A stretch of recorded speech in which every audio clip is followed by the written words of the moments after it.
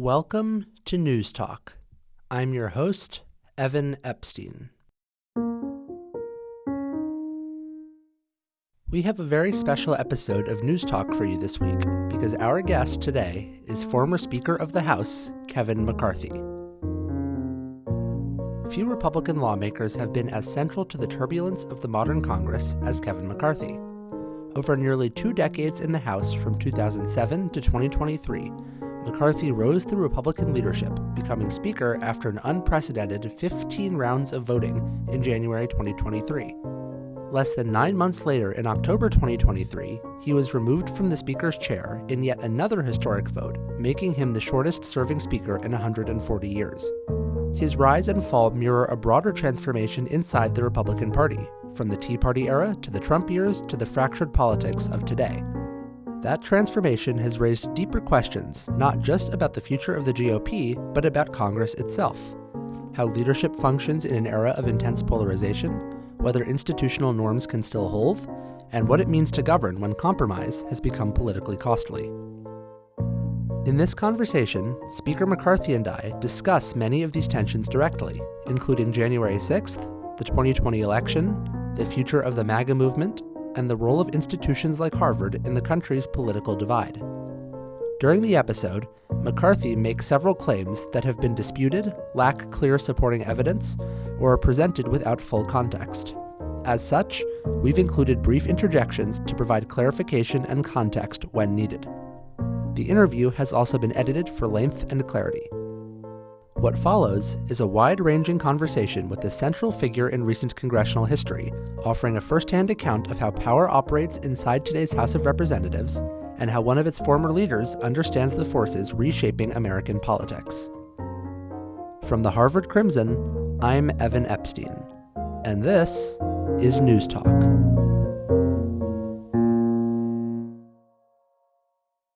Speaker McCarthy, thank you so much for joining us here on Newstalk. I'm glad to be here. Am I the first Republican? You just said you had 4, yeah. So there we go. So. Yeah. All right. Ready to Getting some ideological diversity here. There we go. So I want to start by talking about your time in Congress and your speakership. So it's no doubt that many Americans are feeling that political polarization is at an all-time high right now. 8 in 10 U.S. adults, for example, say that Republican and Democratic voters cannot agree on basic facts when it comes to important issues and policies. So when you led the House Republican Conference, how did you balance respecting any individual representative's responsibility to their values and their constituents while maintaining the party line? How did you square those two? Well, there's a couple different ways. I mean, when I came in to the speakership, we've watched what Nancy Pelosi had done to the House, where you had to walk through magnetometers to get in. She banned Democrats from allowing any Republicans to co-sponsor the bill. The Crimson could not find any reported instance of Speaker Pelosi banning Democrats from allowing Republicans to co-sponsor a bill. She did something that no other speaker had done before. She banned the appointments from the Republican leader, myself, to the committee. She said she was going to select, and we've never seen that before. So coming in, it was a really tough time. So what I did, the first thing, I removed the magnetometers I thought people can trust. I said bills had to go back to committee. I stopped. The other thing she had done is that she did absentee voting, where proxy voting, members didn't have to come to Congress. There was a Democrat member in a wedding in Paris, and that was the excuse not to be there. There's one on a vacation on a boat and kind of zooms in. Never in the history of Congress had, even during the Civil War, people didn't get to leave. They had to be there to vote. You got to represent. So I made sure people had to come to work. Then I did a number of other things, right? The first thing I did was I was going to treat the minority leader the way I wanted to be treated, right? So if there was an issue, say it was about the sergeant of arms, who I'd never met before, never talked to me that way, he wouldn't brief me. I'd have Hakeem there at the same time. When I removed Eric Swalwell from the Intel Committee, I wanted to reconstitute the Intel Committee because they made it an impeachment committee, which that's not the place that should be. You got to go to Judiciary. And just that simple boundary. You can't sleep with the Chinese spy and be on the Intel Committee. I just don't think that's right. I think there's 200 other people that could do it. There is no public evidence that Eric Swalwell had a sexual relationship with the Chinese spy. Christine Fang, who was a fundraiser for Swalwell's campaign, was identified as being a suspected Chinese intelligence operative. However, Swalwell has said that he cut off contact with her after being briefed by the FBI, and in 2023, the House Ethics Committee ended its investigation without further action. Additionally, this claim is wholly unrelated to the reporting from the San Francisco Chronicle and CNN that came out 3 days after the taping of this interview, in which 4 women alleged Swalwell sexually assaulted them, and Swalwell's subsequent announcement that he is resigning from Congress and dropping out of the 2026 California governor race. So I went and removed him, and then I told Hakeem, when we reconstitute, you be there with me. Created the Select Committee on China with Republicans and Democrats being able to go there. Then I created what was called a movie night, where I showed a movie. I showed the movie Lincoln. I gave you 2 tickets, so you bring somebody from your district. I brought in Doris Goodwin, who happens to be a Democrat. She wrote Team of Rivals, based on. But if you ever watch that movie Lincoln, and people don't ever see movies in the Capitol, it's all about one time period of Lincoln. It's towards the end of the Civil War. He's slowing it down because he realizes the Emancipation Proclamation is just an executive order. He needs a 13th Amendment to pass. He needs both sides to vote for this. He can't be completely honest when somebody asks, will this give black Americans the right to vote? He'll say no, but he knows that it does because he's got to get it through. And what I wanted members to see that inside the House, and then the next day they're going to walk up and go onto the chambers, this is the exact floor where they debated the 13th Amendment, to realize that it's not a problem being partisan. You respect another person's opinion, though, but there's bigger issues that we can work towards, right? I created these conferences where, especially when it was like AI, I took 10 members out to MIT to study AI and quantum, right? And MIT teaches a course for all the generals in our military. So I had them develop a course for Congress. And then normally in Congress, the only time we get together, Democrats and Republicans in the auditorium, is when you're getting a classified briefing. I started bringing them in on issues. So we'd all be in there together, hear the same thing, and that we could work together in that basis. AI was one of those because whoever captures that be successful. China was another. The budget and spending, trying to work together. Look, you run for office through your party and you get your nomination in there. When you get elected, you got to govern. It doesn't mean you have to change your principles at all. Our government's designed that have compromise, but you can keep your principles and be able to pass. I just found what Pelosi had done in driving the Congress so far apart was detrimental. Look, there's a lot of factors. People don't get news anymore. They get opinion. You can go home and you watch a station. If you're far left, far right, whatever, and there. I wanted to base it on the idea and make the idea win. So we've seen over the last year states go back and forth with recent moves to redraw congressional districts. Mm-hmm. But the problem of gerrymandering is not new or exclusive to one party. And former Republican Representative Kevin Riley from California, for example, has changed his party affiliation to no party preference and called himself a victim of gerrymandering. So how do you feel about partisan gerrymandering? Do you think that it should be abolished nationwide? Well, okay, before I was in Congress, I served in the state of California's assembly. So you get sworn in December, usually the first week of December. And on your very first day of being sworn in, you could introduce one bill. And my one bill I introduced on my very first day was to make a commission for redistricting, and you set criteria for it, right? You can't go in and out of cities. And what's really sad about this is that what Gavin Newsom has done, it's atrocious, because what transpired was the people of California, Republican, Democrat, Independent, Green Party, they had an election. They had a referendum on the ballot, and they selected by 61%. And if you study these ballot initiatives, 61 is a really big vote to get anywhere in California. But 61% of Californians put it into their state constitution, a commission, to take it out of the hands. Now, what Gavin Newsom came forward to do, use the sheer power, because he wants to run for president, that he thought that he'd pick this fight with the president, and he made it all political. And to be fair here is, do you know where President Trump got the most Republican vote? You mean out of any state? Mm-hmm. I would assume California, because it's the largest population. Yeah. Do you know where the most Republicans live? I would assume California. Yeah. And you know there's only going to be less than 6%. Right now, the Republicans vote 40%, but they only had 29%, even when you drew it this way. Of course, this happened in Texas, too, right? I mean, it started when Governor Abbott in Texas did mid-election redistricting. Yeah. Did you read the state constitution of Texas? I have not. Does it have it in there? I would assume not. Yeah, so governors have to follow their constitution. So Gavin Newsom did not follow the Constitution of California. He drew it for personal pieces, and it's going to be a detriment. I don't like this idea of redrawing these lines everywhere. I like competition. Look, when Nancy Pelosi became Speaker, I became Republican leader. And in 4 years, Republicans won the majority. And we won it by a 5-seat majority. Do you know I won 5 more seats in California? And I didn't redraw the lines. And she was Speaker of the House. She was from California. She spent a lot of money. We bought better candidates. And so I like the idea to win, and I want better candidates and work harder, right? The other thing, when we won the majority, the Republicans, just so happens I was able to elect the most Republican women, the most Republican minorities at the same time, and we expanded our party better than anywhere else. The idea of elected official picking their voters is wrong. And now there's fewer competitive races. It's not what the founders devised, right? Look, I think the Senate is like the most exclusive country club, and the House is like eating at a truck stop. And it should be emotional, and people should be able to be thrown out or thrown in, and it's where the people actually have the biggest say. But what we're having now is politicians go in and pick who they want to vote. You look what Virginia is doing.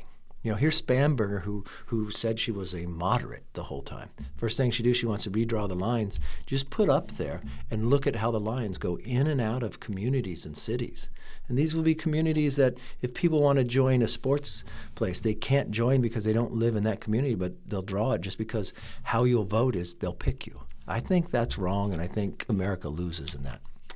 So like gerrymandering, the legality of congressional stock trading speaks to an underlying concern many Americans have that members of Congress are making decisions that benefit themselves rather than their constituents. You've had a front row seat to see how members actually behave inside the institution. Do you think that members of Congress should be allowed to trade individual stocks while in office? I've never traded stocks in office. I put all mine in a mutual fund. I wasn't wealthy or anywhere else. And I found, having been the whip, the leader, and the speaker, not all members have the same power. Mm-hmm. The speaker can control what comes to the floor and what's not. The leader can control what the party says.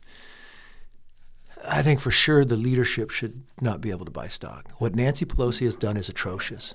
She will make in one quarter $5 million. How many people in America even have $5 million?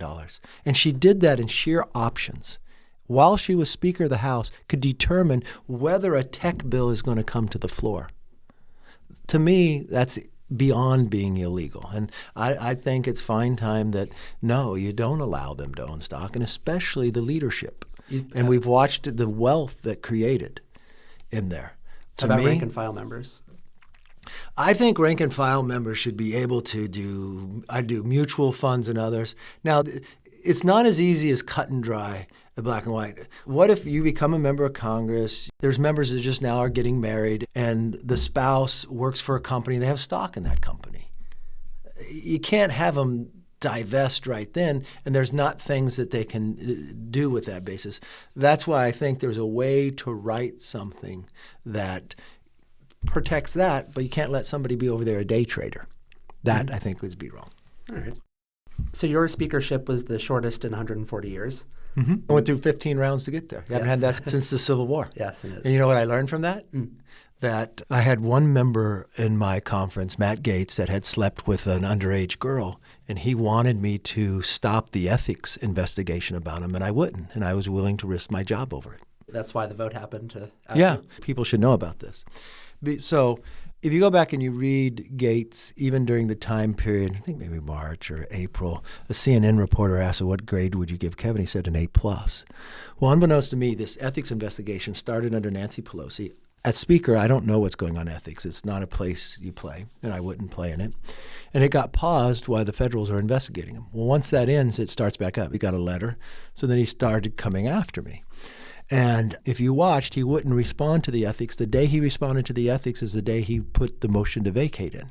He believed that, and he asked me to try to end it, and he thought that would be the leverage that I would end it, and I would not. You know, what's interesting, Nancy Pelosi and others said they would never vote for a motion to vacate because they thought it was bad for the House. At that time, they did. I don't No, if they wanted to protect a person sleeping with underage girls, and he resigned from Congress because he's afraid the report was going to come out, because in the past history that once you resign, it doesn't. It still came out, and unfortunately, these poor young girls deserve justice. How'd you feel about Trump nominating him to be Attorney General, considering the allegations against I knew him? he would never become Attorney General. Why did Trump do it then? You'd have to ask Trump, but what I think had transpired there is Gates had to resign from Congress because the report was supposed to come out at the end of the week, and I think he was giving him some type of out. All right, so speaking of Trump, let's talk about him a little bit. Sure. Let's start with his first term. So in the wake of the 2020 presidential election, you signed an amicus brief to the Supreme Court supporting the Texas lawsuit that sought to throw out the electoral votes in 4 states. And then on January 6th, you voted with over 100 Republicans to reject the results in Arizona and Pennsylvania. So sitting here now, do you believe was that was it rejecting, or was it being able to question them?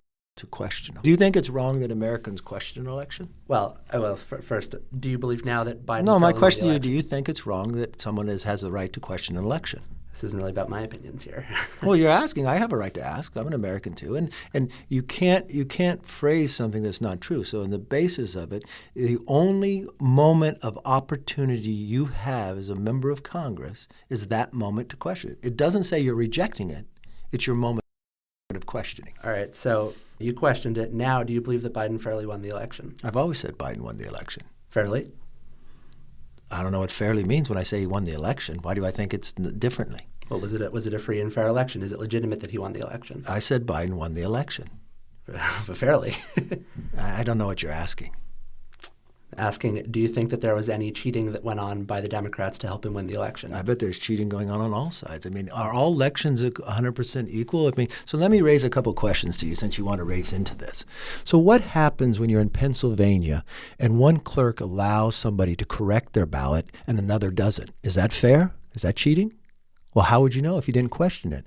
What happens if they change their election law, if a state has the power for election law, but they change it because you're living under COVID, but they don't go to the legislature, and the Constitution says you have to go to the legislature? Is that fair?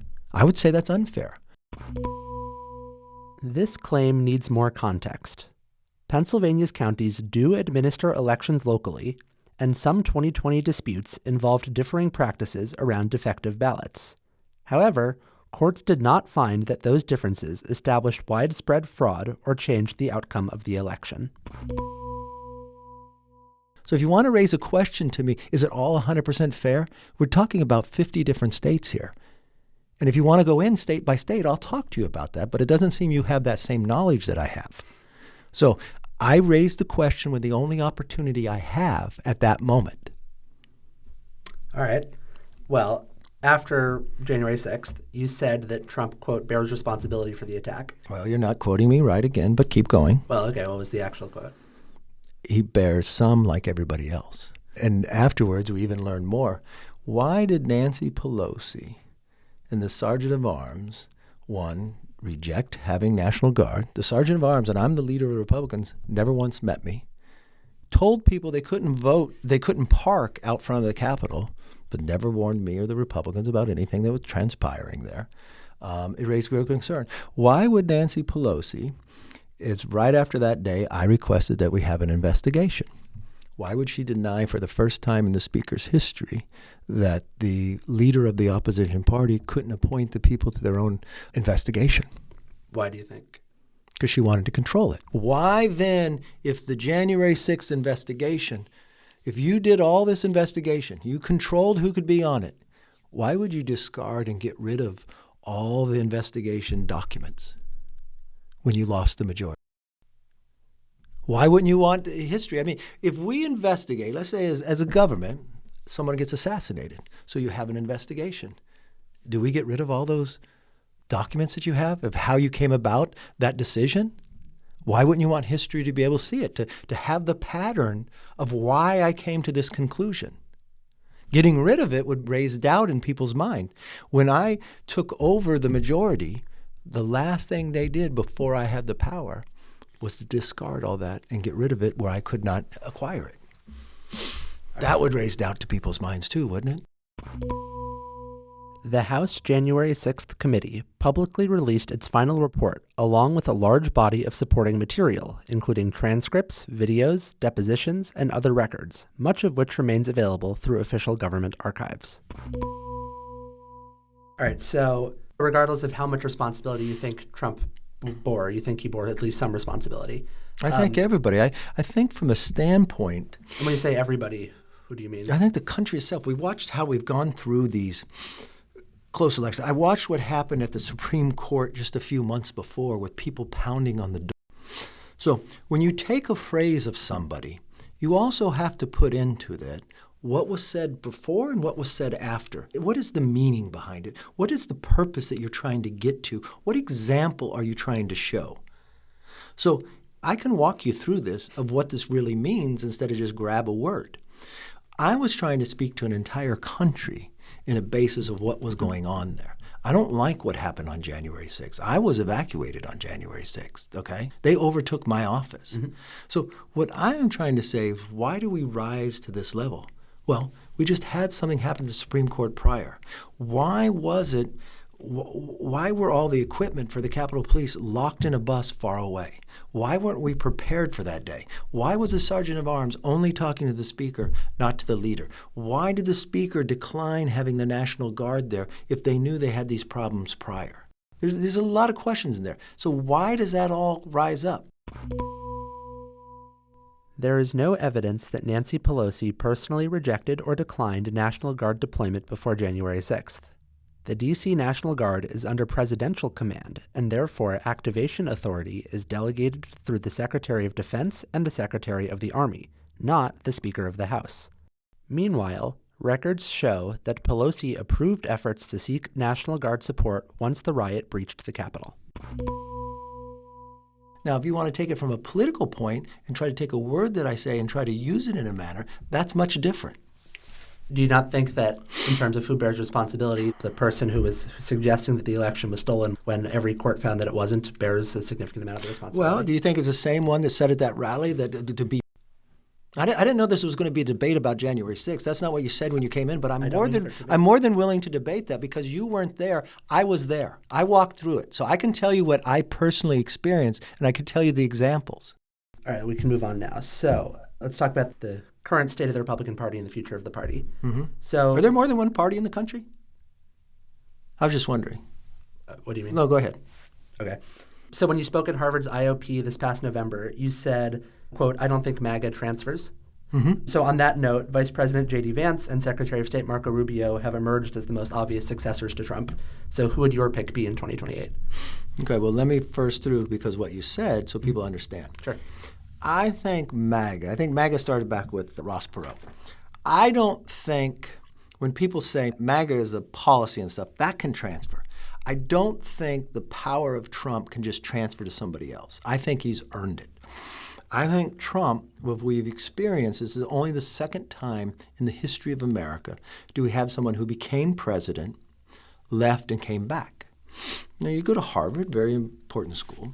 If you did a thesis on this, you'd probably say that could be the best form of someone to be president because they get the 10,000 hours, they get to leave, think about it, and then they get to bring and retool their team what they want in. Okay? So in doing so, when the left persecuted him and went after him, it actually made him stronger, helped him to win. And then when he had the assassination attempt, the people saw his willingness to fight.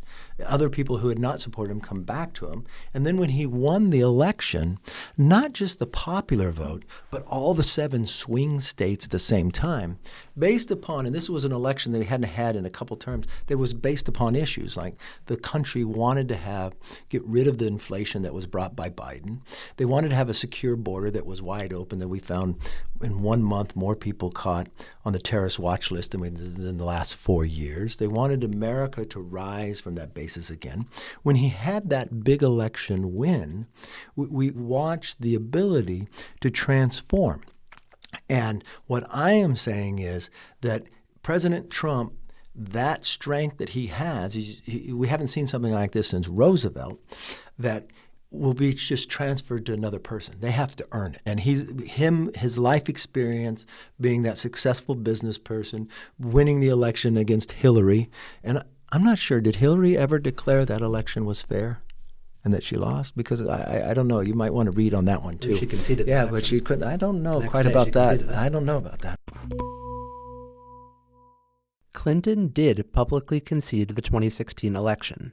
In a speech on November 9, 2016, the morning after the election, Clinton said that she had congratulated Trump the night before and added, quote, "Donald Trump is going to be our president. We owe him an open mind and the chance to lead." Trump also said in his election night remarks that Clinton had called to congratulate him. And so then when we watched he came back and won such a large margin and had such a big support, I don't think that transfers just another person if he picks him. That's what I meant about MAGA transferring.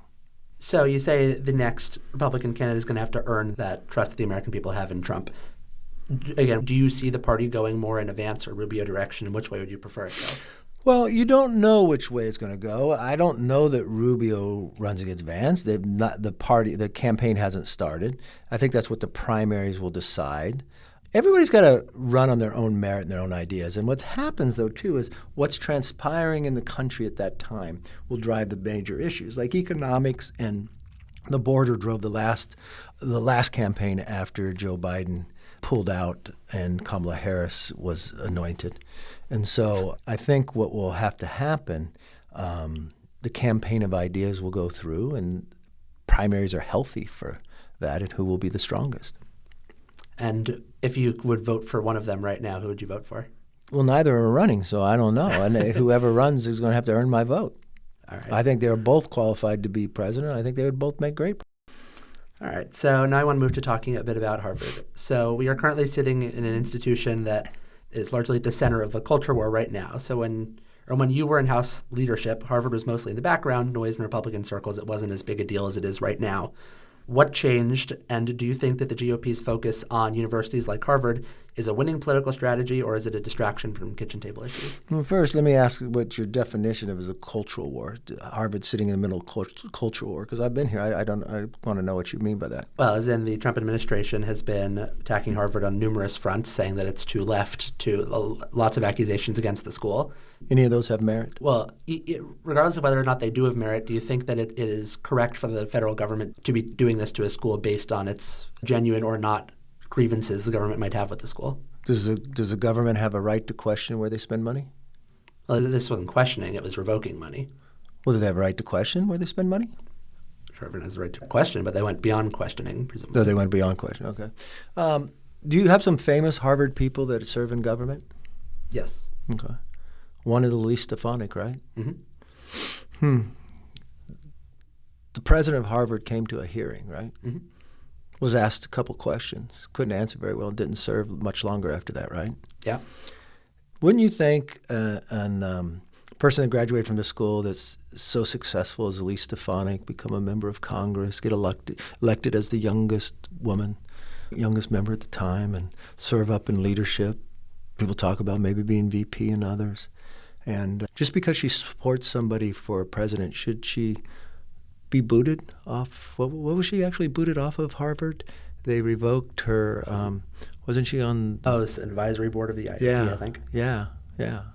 Well, I'm not talking about... I know you're not talking about that, but that should be talked about because that happened. That happened before because her support for Trump, Harvard thought, here's a college, a STEAM college, very impressive college. And I think most colleges are supposed to be viewed as a place for debate and respect for opinions. But the university itself removed this really amazing alumni simply because they didn't agree with what she thought. That would go against a lot what I would believe in. And I would think that would first raise Americans to question. And what's interesting, you raise this about the federal government. I had a conversation a couple years ago with your largest donors who support Harvard, largest. They stopped their donation. So they question Harvard. Well, they're not the federal government. Yeah, but they question their money. Sure. I mean, if Harvard doesn't care, and they're the largest donors, and they were sending their kids here, but they questioned the direction of Harvard, so they decided their millions of dollars, they're going to pause it. That would make me think Harvard would probably think, I must be doing something wrong. And Harvard has a board, right?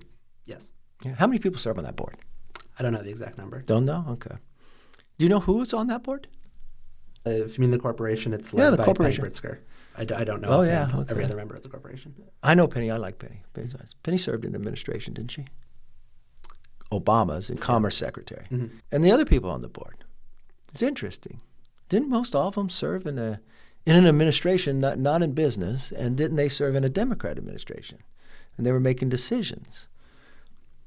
I think there's a pattern here that I think it's right that they do get questioned. If you're going to spend money, the government has a right to question wherever they go. If Harvard, a student was here and maybe they were a certain faith, what if they didn't feel safe? And the president of Harvard couldn't defend that, nor say that those poor students were in trouble, or if it's even right to go after them. That would be shocking to me. But that transpired in a congressional hearing. It just so happens Elise Stefanik, the alumni of Harvard, she has a new book coming out. You know what it's about? It's called Poison Ivies. It's about what's transpired to a university she went to and loved, that went after her for her own beliefs, who is very successful, and I'm looking forward to reading the book. Now, the funding cuts that came to Harvard were not right after the Claudine Gay testimony. This came a year and a half or so later, 2 years later, and this was over. Oh, we probably learned more facts. And so, assume what? Assume your largest donors have cut off funding for you because they're concerned about what's happening at Harvard. Assume your president of Harvard goes to a congressional hearing and can't answer a question and loses her job over it. Assume that students come out and say they don't feel safe here based upon their own religion of where they're going, and we found it in other Ivies as well. I think government, who puts a lot of money in here, probably has a right to have questions. And so you think that the fact that, say, most members of the corporation are Democrats or the school is heavily liberal, you think that's enough of a reason to withdraw funding? I don't think at all. They have the right to do it. They can do what they want, but don't say you're not what you are, is my point. And if you wonder why, I'm a big believer in structure dictates behavior. If you put a university and you only put politically elected Republicans, what's their view going to be? If this is going to be a university for all, if this is going to live up to the reputation it priorly had, and they had shifted it in a great deal, I think that would be a concern.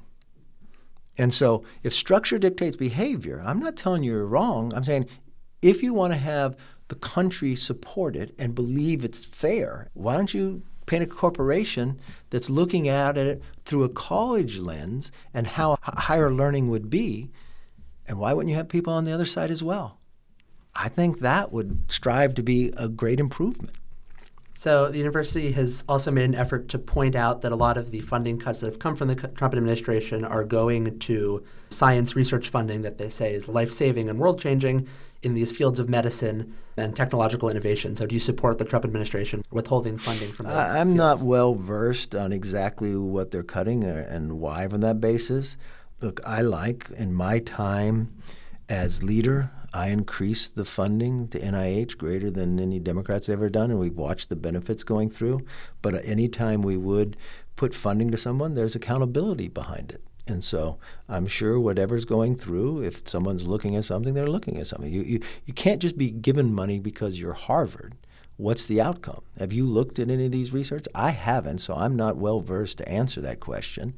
But I would look to what the research is, and if the research and in merit, I'd say fund the research. But if the research doesn't have the merit, we're in a deficit. So if the research that has been cut was in fact, as the university claims, life-saving research, regardless of the university's political stance or other things like that, you think it should still be funded? Well, I'd have to look at what the research is, like I answered in the question earlier. I mean, I'm sitting here as the former Republican speaker spending a week at Harvard. So if you're questioning whether do I think Harvard's too far left? Yes, I do.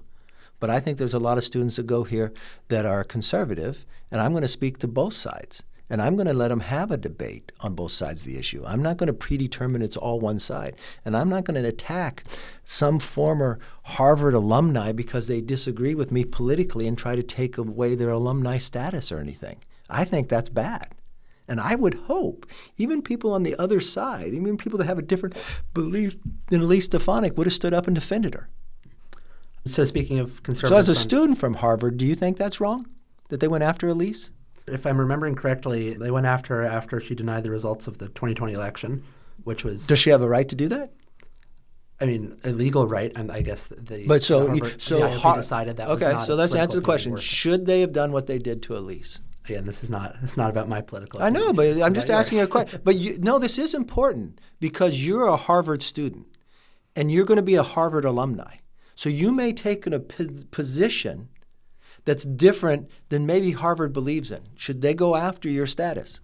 Again, I don't No, but think this is important. You are a Harvard student. So later in life, do you not have the ability to question anything you want? Do you not have that? Do you have to only believe the way Harvard, whatever Harvard's new leadership says? I think otherwise you can't claim it? I mean, that's what you did to Elise. I think you want to protect yourself, unless you're going to think only the way the Harvard people want you to think. I think that in the case of January 6th, this was a riot that ended up killing 5 people and endangered the lives of your colleagues. I think that 5 people died that day, huh? You're going to say things you don't completely know. From injuries from that day. From that day. So someone had a heart attack later. From what I understand, there were injuries that left people in the hospital. Okay, let's just say, do you think what they did to you, so you're saying what they did to Elise was right? No, then I would say, yes, Harvard has a real problem. I'm simply saying that that's why they did it. I'm not commenting on it more than that. But the point is to hear your opinions on this, not mine. I know, but you're a Harvard student. Harvard took some actions. You're asking my opinion, and I'm telling you why people are questioning what's happening at Harvard, and you're defending it. You're going after somebody who's just like you, came to Harvard, became very successful, and simply because what she questioned, you wanted to take away from her.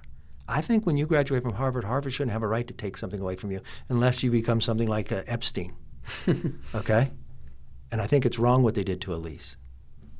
All right. So earlier you mentioned conservative students at Harvard. So on that note, Harvard talks a lot about increasing its viewpoint diversity, increasing conservatives on campus. The Trump administration has certainly been advocating for this. Do you think that an active step to increase conservatives on campus is a legitimate thing to do in admissions? Do you think that there's similarities between that and affirmative action? Do you think that the government should be encouraging a university to change the political makeup of its students? Well, that's the way you say it. I simply think the university shouldn't repress conservatives. They shouldn't go after somebody for a conservative view like they did Elise. They shouldn't go after some conservative students been repressed. Well, Elise was a conservative, and you went after her. Well, so what does that say to everybody else? What do you think that means to anybody else that's currently? Do you think a conservative feels the right that they can go up and say what they want in a class? Let me give you one prime example. So I came here to do 1 week of being a fellow. Do you know that one of your professors wrote and said I shouldn't be able to? Yes, I'm curious. Do you think that's right? I think that it's great that you're here. Yeah, but do you think that's right? So how does that? Right simply because he has a right. He has all the right to say that. But this is a professor in class. So what do you think a conservative who takes that class, that the 55th Speaker of the House, this professor doesn't believe can be here because I'm conservative? So do you think that conservative class, she or he feels comfortable raising a conservative issue? Well, if this professor doesn't even want somebody to come to be able to have a debate or to talk something conservative, I think that's very hard for that student in that class. I feel that's repressing people who are conservative. And I'm curious. I'm curious. In your time that you've been here so far, how have you found Harvard uses the term intellectual vitality of the students here? Have you found people welcoming? Have you found people not welcoming? I've been here numerous times. People have always been welcoming. All right. Well, just a couple quick rapid-fire questions to wrap us up here. Mm-hmm. First, what's a fun fact about the life of members of Congress that most people don't know? Fun fact that they don't know? Well, Congress is a microcosm of society, so everything's happening in society is happening in Congress. There's people come from all walks of life. They vote more together than they vote apart. There is good camaraderie at times, and there's some people who are very funny and some people who play some very good practical jokes on one another at the same time that they probably don't show publicly. Not because it's any bad practical joke, it's just funny things. Yeah. Is there an example you can give of a good practical joke? I won't tell the names, but it's one time we were, Republican and Democrat, we were on a Codell, and we faked a press conference. And everybody knew it was a fake except one member. And in the middle of the press conference, we have this member come up to talk, and we ask him a question, and we make up something, like his committee, and something terrible happened in the country about this. And his face just went down. He started sweating, and we had Republican Democrats in on it. It was very, very funny. Okay. Which Democrat in the House are you or were you the closest with? Quite a few, from Steny Hoyer to Joe Kennedy to Sinema to Josh. There's a lot. We would work out in the gym in the morning. Now, I don't want to get them in trouble. It doesn't mean they philosophically agree with me or vote with me or any shape or form, but we're very respectful to one another. And you could have friends that have difference of opinion. What was the most difficult vote you took while you were in Congress? The difference by serving in the State House and then serving in Congress you can vote to send people to war. And when I first went in, we had a vote about the surge. And nobody can prepare you for that because it's much different. You take it from you make tough votes. I make votes on TARP. I make votes on funding. I make budgets. You do all sorts of things that can be difficult, but you always want to do your research so when you make this vote, you don't question it. And you can look somebody in the eye. But when you vote about something like that, I don't make it partisan. I don't make it one-sided. I don't predetermine my position. I let it all come in because when you have to look somebody in the eye because you sent somebody to war and they gave the ultimate sacrifice and you're going to look at that spouse or that child or that parent, you want to know you were making the right decision. So that, to me, by far, that is one that separates all the others. All right, final question. If you could teach a class at Harvard, what would you want to teach? What would I want to teach? I would teach an entrepreneurial class. All right. Well, Speaker McCarthy, thank you so much for joining us. Thanks for having me. I appreciate it. You guys got a very nice building. Nice resources here. Newly renovated. It's a nice place to be. Thank you. This episode of Newstalk was hosted by me, Evan H.C. Epstein, and produced by myself alongside We Be Fam. From 14 Plimpton Street, this is Newstalk.